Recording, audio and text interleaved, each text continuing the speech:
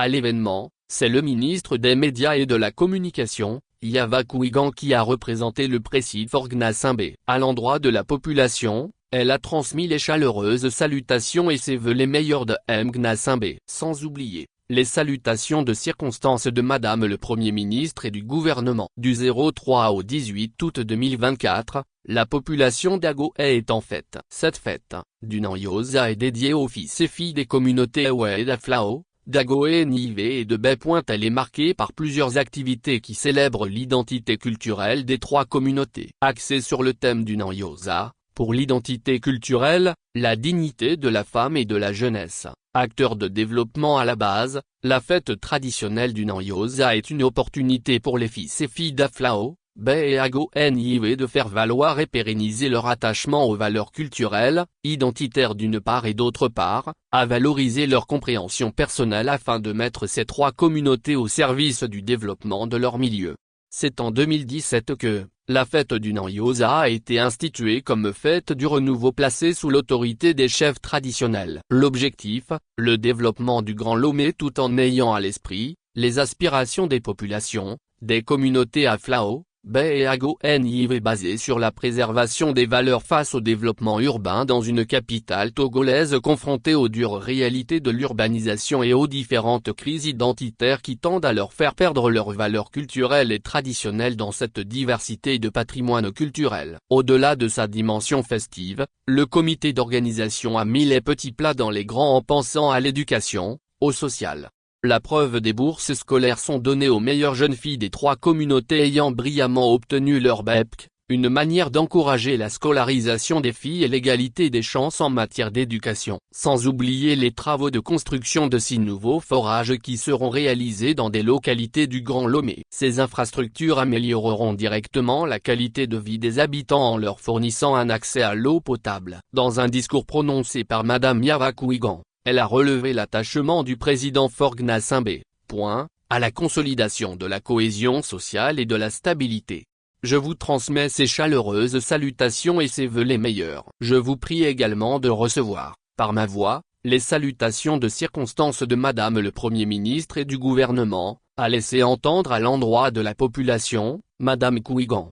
À l'endroit de la population des trois communautés, Madame Kouigan pense que, en mettant en commun votre volonté et en mutualisant vos forces au sein de trois communautés pour célébrer du Nyosa, vous confortez les plus hautes autorités de notre pays dans leur engagement constant pour la concorde sociale et la consolidation du vivre ensemble. Le ministre des Médias et de la Communication a exposé dans son discours les efforts qui sont réalisés et qui continuent de l'être par le gouvernement pour l'amélioration des conditions de vie des populations en général et dans le Grand Lomé en particulier. Selon elle, dans le cadre de la mise en œuvre de la feuille de route gouvernementale à l'horizon 2025, la réforme structurelle reste l'une des réformes qui ont conduit à l'effectivité d'une administration décentralisée, plus proche des communautés à la base. Je pense aussi à l'important projet d'appui à l'inclusion financière des femmes vulnérables, PFV, promu par le chef de l'État à travers le Fonds national de la finance inclusive, FNFI. Au rang des progrès notables se trouve également l'opérationnalisation de l'assurance maladie universelle, AMU, la construction et la mise en service dans le Grand Lomé d'un hôpital de référence dans la sous-région, la création et la rénovation de nombreux centres médico-sociaux, l'acquisition d'équipements médicaux modernes, l'amélioration de la desserte en eau potable avec la construction de châteaux qui alimentent désormais près de 1,5 million de citoyens dans le Grand Lomé, a exposé dans son discours, Madame Kouigan.